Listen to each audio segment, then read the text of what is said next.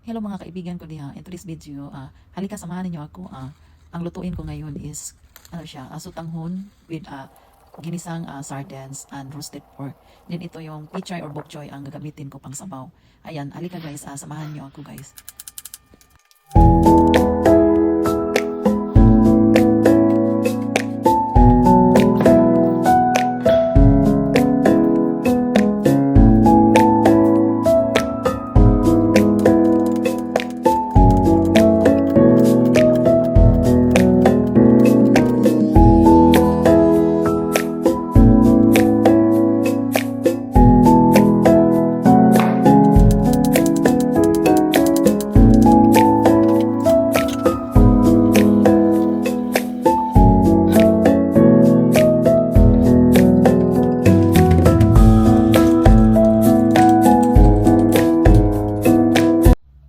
Ilagay ang oil, ilagay ang garlic, gisahin, onion,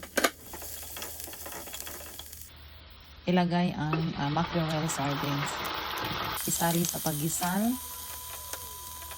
lagyan ng tuyo, little bit, tuyo or soy sauce like that, tomato. Then, iyan, ilagyan ko ng magic sarap. Since wala na akong oyster, so magic sarap na lang. Then, asin. So, nilagay ko yung, hinaluan ko siya ng roasted pork. Ayan, so yung sardines.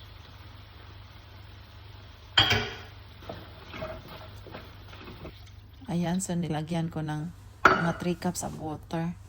Tapos, nilagay ko yung chinap-chop na eggplant. Then, nilagay ko yung yung sutanghon.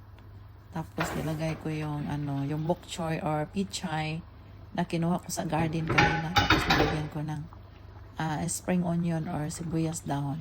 Ayan na guys, ito na yung Prentice products guys. Napaka-yummy, napakasarap. Kung napa-inspire kita, follow for more. Bye-bye.